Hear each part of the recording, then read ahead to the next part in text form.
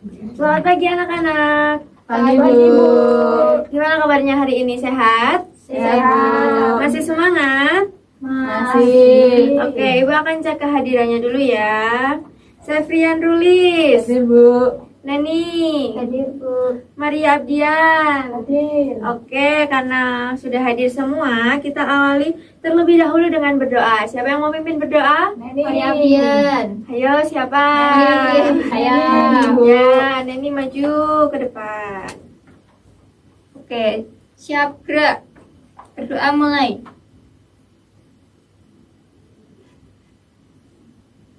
Selesai. Iya, terima kasih Neni. Nah, sebelum kita mulai, kita akan menyanyikan lagu terlebih dahulu. Semua tahu lagu Garuda Pancasila? Tahu. Oke, kita nyanyi bersama-sama ya. Ya, Bu.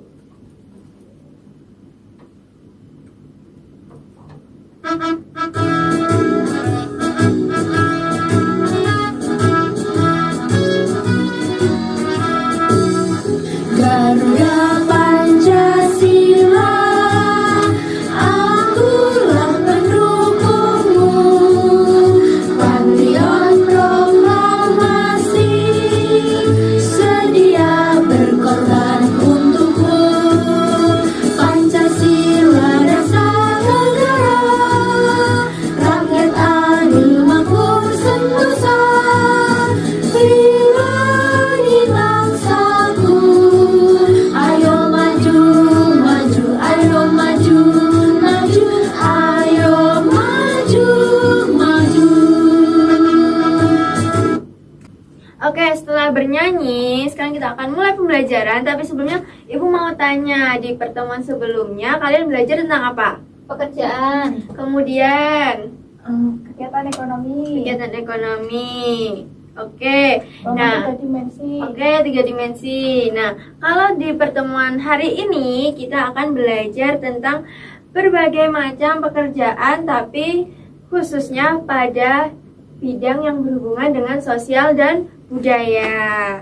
Nah, di sini tujuan pembelajaran hari ini kalian akan mengetahui tentang apa saja pekerjaan yang berhubungan dengan sosial dan budaya. Kemudian kalian bisa menemukan unsur-unsur dalam dongeng, dan yang terakhir adalah bagaimana cara kalian menjaga kelestarian di lingkungan hidup atau di hutan.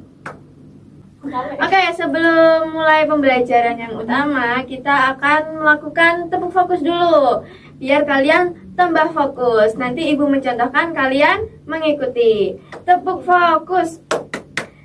Melihat, mengingat, mendengar, fokus. Jadi kalau sudah fokus, tangannya di atas meja. Yuk bersama-sama, tepuk fokus. Melihat, mengingat, mendengar, fokus. Oke, kita langsung masuk pada pembelajaran yang pertama. Masuk pada materi yang pertama, yaitu tentang pekerjaan yang berhubungan dengan sosial dan budaya. Nah, sosial dan budaya sendiri adalah suatu tatanan dan interaksi dalam kehidupan masyarakat yang meliputi elemen-elemen seperti adat istiadat, moral, kepercayaan, dan juga pengetahuan. Adapun di dalam sosial dan budaya ini tentu terdapat banyak jenis profesi pekerjaan yang semakin beragam dan semakin luas bidangnya. Nah, salah satunya adalah menjadi seorang pengrajin boneka kayu. Nah, pekerjaan pengrajin boneka kayu ini merupakan pekerjaan yang menghasilkan apa? Barang atau jasa? Barang. Ya, betul, barang yang siap pakai oleh orang lain. Kemudian, pengrajin boneka kayu juga memanfaatkan apa? Kayu. Kayu, betul. Dan kayu ini tentu didapat dari alam dan hutan, iya betul. Pengrajin mendapatkan kayu bisa langsung ke hutan atau dapat membelinya di toko bangunan. Nah, setelah kalian mendengarkan sedikit penjelasan dari Ibu ada tugas untuk kalian. Ini adalah tugas mandiri ya, dikerjakan sendiri-sendiri. Mas saya. Tolong Kak ketuker ini. Oke, kalian kerjakan sendiri-sendiri ya, jangan menyontek.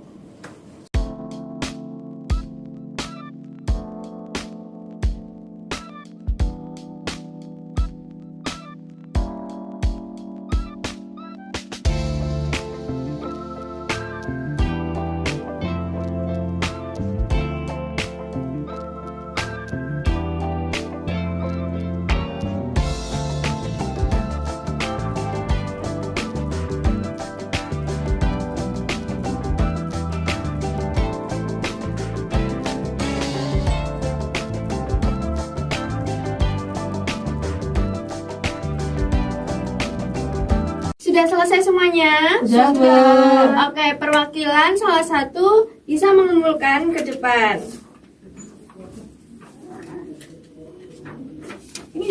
Oke, terima kasih.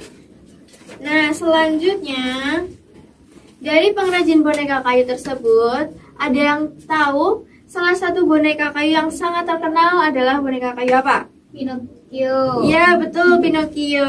Sapi. Nah, ini adalah contoh gambar boneka Pinocchio. Boneka kayu Pinocchio.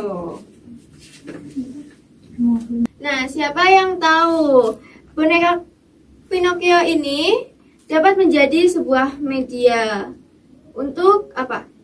Belajar. Belajar, iya betul. Tapi boneka kayu Pinocchio ini dapat menjadi media untuk berdongeng. Jadi kita berdongeng tidak hanya bercerita lewat mulut saja, tapi kita bisa memperagakan lewat boneka kayu tersebut. Nah, sekarang kita akan melihat tayangan video tentang dongeng sebelum kalian masuk ke tugas selanjutnya. Unsur-unsur pembentuk dongeng. Unsur-unsur pembentuk dongeng. Dongeng berisi tentang sebuah cerita yang menarik untuk disaksikan atau didengar. Biasanya cerita dongeng berisi tentang tema-tema yang imajinatif. Hal inilah yang membuat pembaca ikut merasakan suasana yang terjadi di dalam cerita dongeng. Di sini kita akan mengenal dongeng, mulai dari pengertian hingga unsur pembentuknya. Sebelum kita lanjut videonya, jangan lupa klik tombol subscribe dan tombol loncengnya ya. Pengertian dongeng. Berdasarkan KBBI atau Kamus Besar Bahasa Indonesia, dongeng merupakan cerita yang enggak benar-benar terjadi.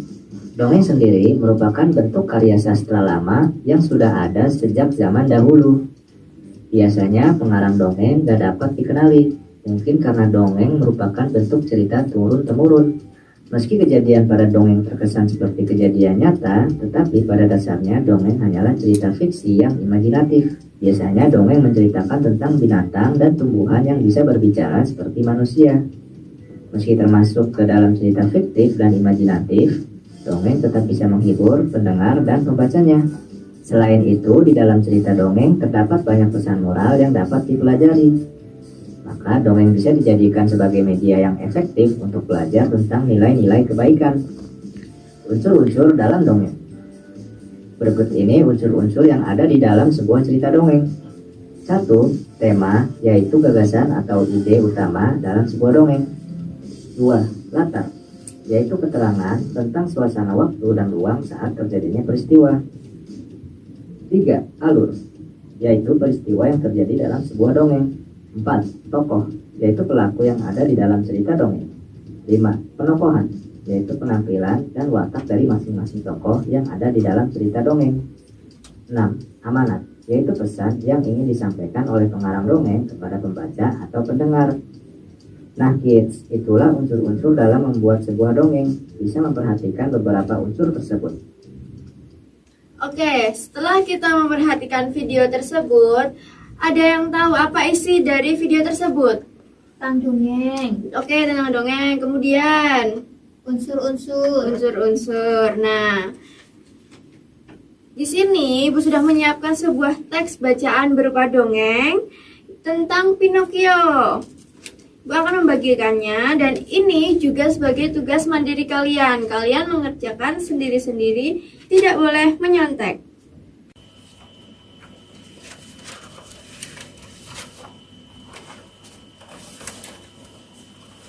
Oke, di situ sudah ada teks bacaan. Sekarang kita akan membaca bersama-sama, tapi salah satu boleh membaca dengan keras. Siapa? Ayo, coba. Rulis. Yuk, Rulis, dibaca. Dengan keras ya. Pinocchio si boneka kayu yang penuh petualang. Dahulu kala di sebuah desa di Italia hiduplah seorang tukang kayu bernama Geppetto. Suatu hari Geppetto membuat sehelai kayu menjadi seorang boneka kayu yang ia beri nama Pinocchio. Tidak seperti boneka biasa, Pinocchio bisa berbicara dan bergerak layaknya manusia. Geppetto memperlakukan Pinocchio seolah-olah ia adalah anak kandungnya sendiri. Namun, Pinocchio memiliki sifat yang nakal dan seringkali terjebak dalam masalah.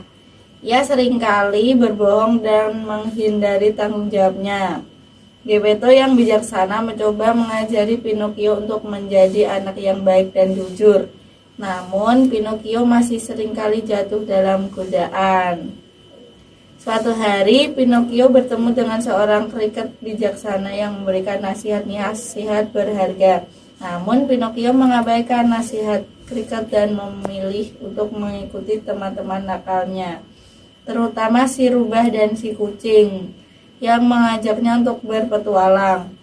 Pinocchio pun terjebak dalam berbagai petualangan yang berbahaya.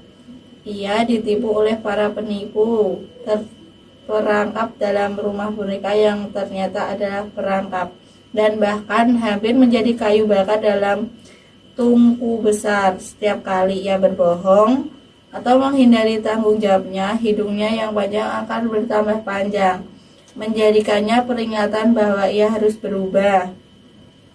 Namun, setiap kali ia menghadapi bahaya atau kesulitan, ia selalu menghadapkan dengan konsekuensi dari perilaku buruknya. Ia menjadi korban dari tingkah lakunya yang ceroboh dan seringkali harus menghadapi akibat buruk dari tindakan buruknya. Namun, Pinocchio tidak menyerah. Ia bertekad untuk menjadi anak yang jujur dan bertanggung jawab. Melalui berbagai pengalaman dan cobaan yang ia hadapi, Pinocchio belajar pentingnya kejujuran, keberanian, dan bertanggung jawab. Ia menyadari bahwa hanya dengan menjadi anak yang baik dan bijaksana, ia bisa menjadi manusia sejati. Akhirnya, setelah menghadapi berbagai ujian dan belajar dari kesalahannya, Pinocchio akhirnya berubah menjadi anak yang bijaksana dan jujur. Geppetto sangat bangga padanya dan memberikan Pinocchio hadiah istimewa, yaitu menjadi seorang anak manusia sejati. Oke, setelah kita membaca bersama-sama, di lembar yang kedua ada tugas untuk kalian. Nah, di sini kalian diminta untuk menemukan unsur-unsur dari teks bacaan dongeng tersebut, seperti judul, tokoh, tempat, alur, dan yang lainnya. Nah, di sini kalian bisa menulis di kolom yang sudah tersedia. Kalian mengerjakan dengan mandiri ya. Ya, Bu. Menggunakan pendapat kalian masing-masing.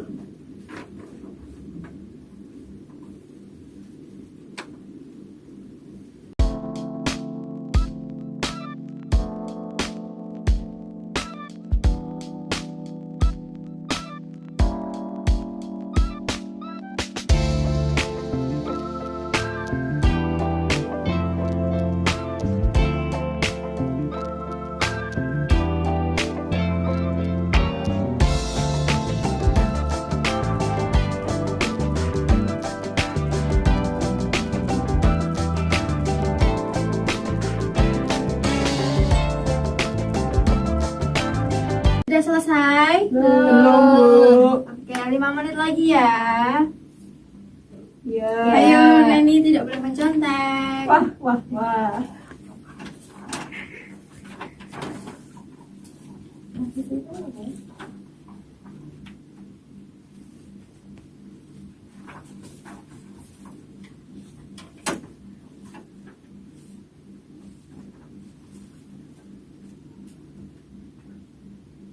Sudah selesai semua? Ya. Oke, siapa yang sudah? Tulis. Oke, kita tunggu teman yang belum.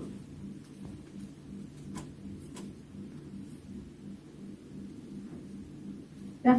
Oke, Maria Abdian sudah. Nenek sudah belum? Udah. Oke, kalau begitu salah satu siapa yang mau Maria membacaan? Abdian. Menyajikan jawaban yang sudah dijawab.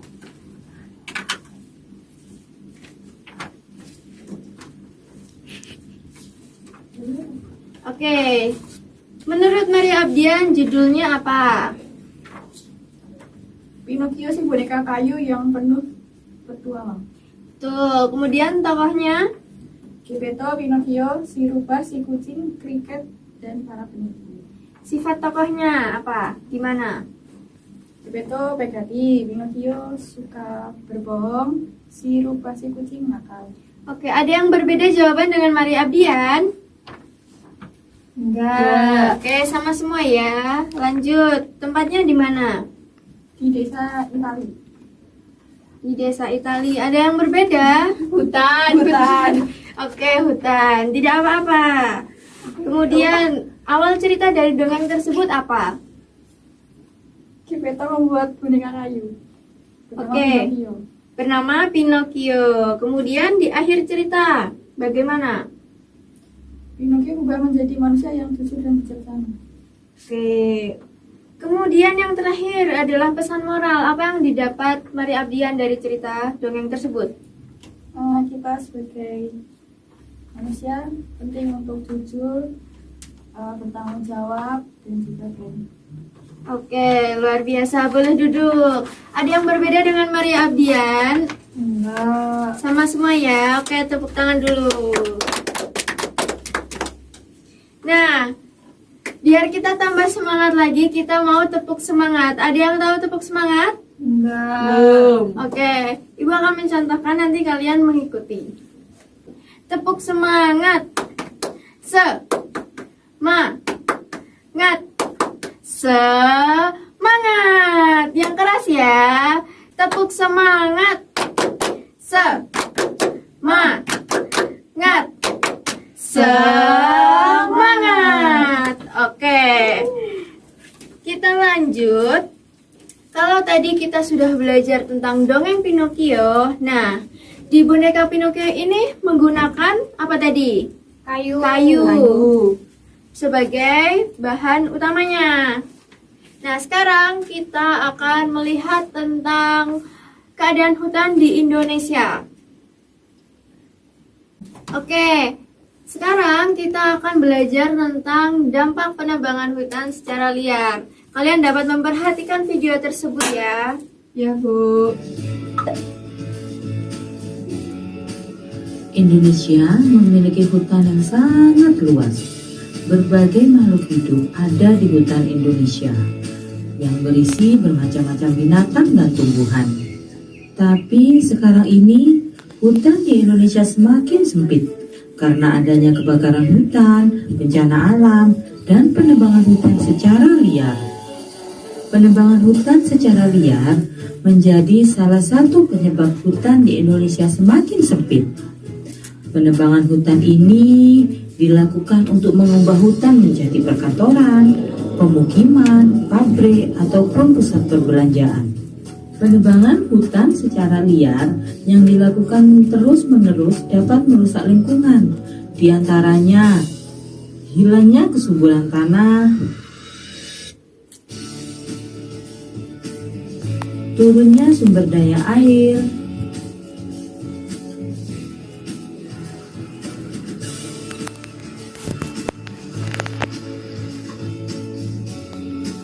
menyebabkan pemanasan global,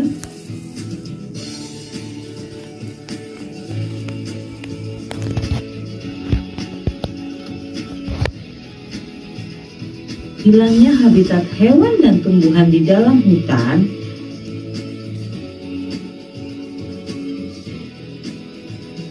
dan menyebabkan bencana alam seperti banjir dan tanah longsor.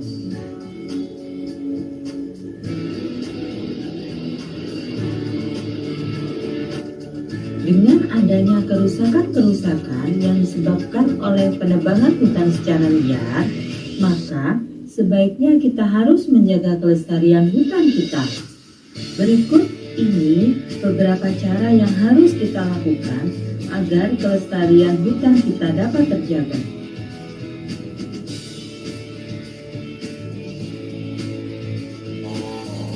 Yang pertama, menerapkan sistem tebang pilih atau menebang pohon yang sudah tidak produktif. Yang kedua, melakukan reboisasi untuk menggantikan satu pohon yang ditebang dengan menanam kembali satu pohon.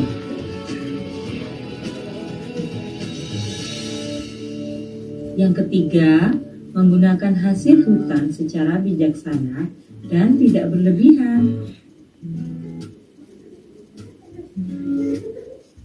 Serta yang keempat, tidak menebang pohon secara sembarangan dan sewenang-wenang.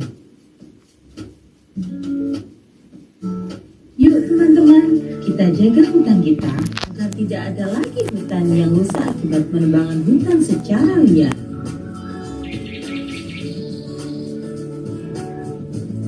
Sampai di sini dulu ya belajar. Oke, setelah kita melihat video tentang dampak dari penebangan hutan, Ibu akan menjelaskan sedikit tentang pemanfaatan hutan oleh manusia. Nah, hutan kan sangat dikenal sebagai bagian dari alam yang sangat penting keberadaannya dan merupakan salah satu sumber daya alam yang banyak sekali memiliki fungsi. Nah, fungsi-fungsi hutan inilah yang bisa dirasakan oleh semua elemen, seperti elemen-elemen makhluk hidup manusia, binatang, kemudian tumbuh-tumbuhan. Nah, beberapa fungsi yang dimiliki oleh hutan itu seperti menjaga kesuburan tanah, melindungi dan mempertahankan lapisan tanah, kemudian sebagai penyimpan cadangan air tanah, dan yang lain-lain, masih banyak lagi. Dan hutan juga merupakan sebuah wujud anugerah dari Tuhan yang Maha Esa.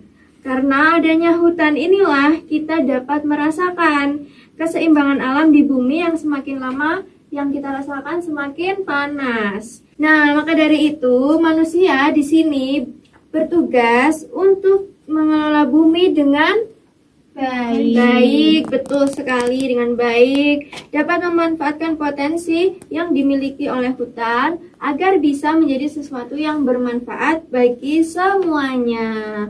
Nah, di sini Ibu juga sudah menyiapkan sebuah tugas untuk kalian. Di sini Ibu ada gambar hutan gundul di salah satu hutan Indonesia.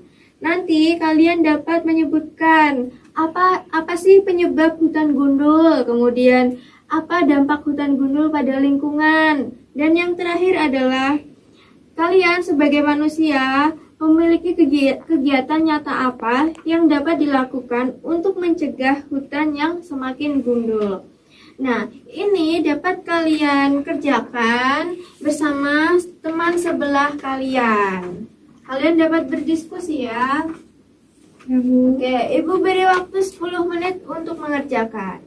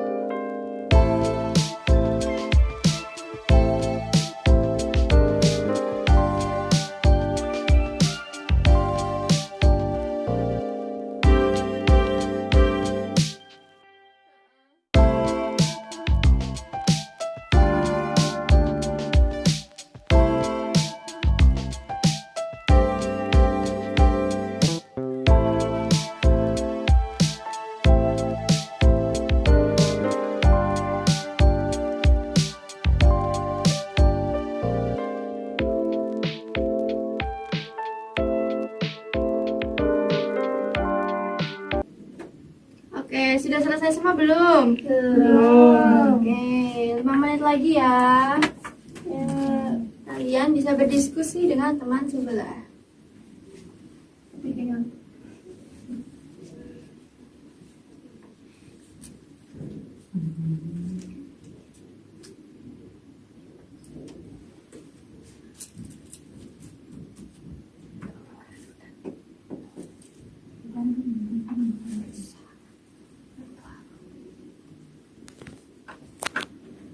Sudah. Sudah semua? Sudah, Bu. Wali Abdian sudah? Sudah.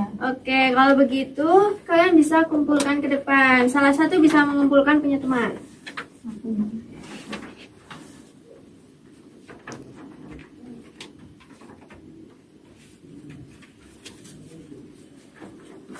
Oke. Masih ingat jawaban di yang lembar kerja kalian? Ayo. Masih. Apa penyebab hutan gundul? Penebangan liar. Tanaman liar. Oke. Apa dampak hutan gundul pada lingkungan? Gersang. Banjir. Banjir, tanah longsor. Kemudian, apa kegiatan nyata yang kalian lakukan? Penanaman Reboisasi. Reboisasi, penanaman kembali, Terasering. terasering. Nah, oke.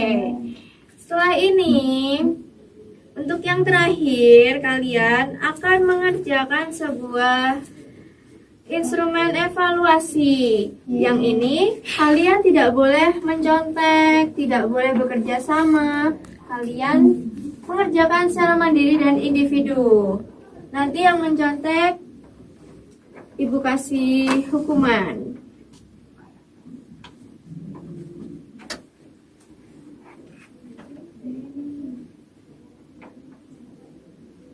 Jangan lupa diberi nama ya.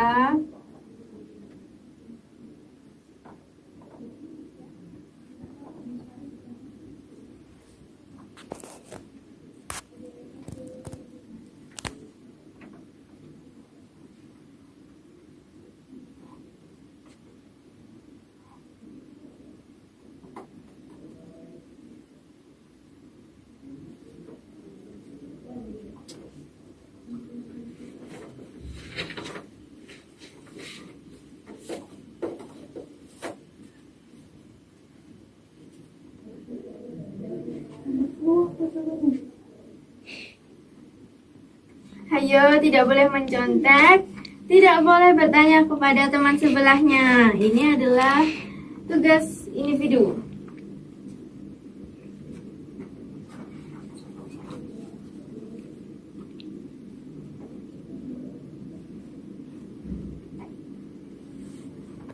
Nah, ini sudah? Sudah, Bu.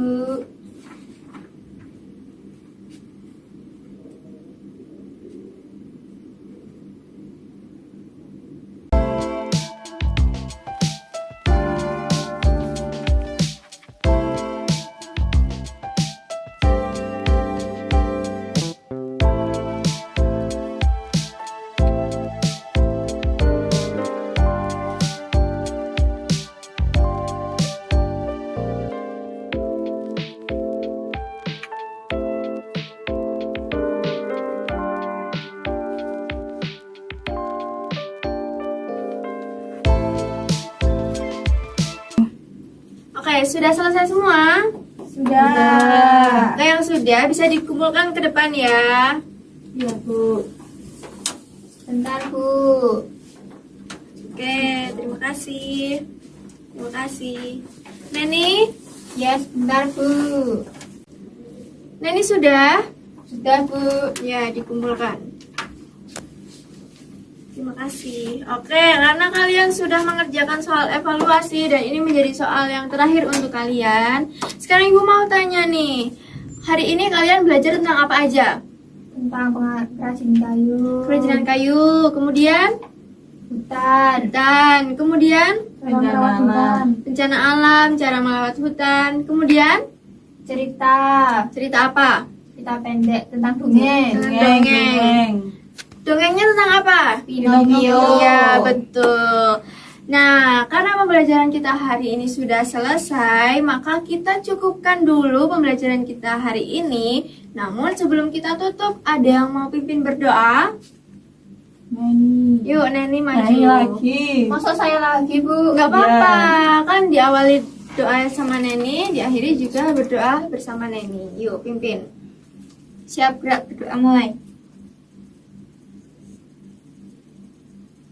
Selesai. Oke, terima kasih Neni. Sekian pembelajaran kita hari ini. Kita bisa lanjut ke pertemuan yang akan datang. Terima kasih, selamat siang. Terima kasih, Bu.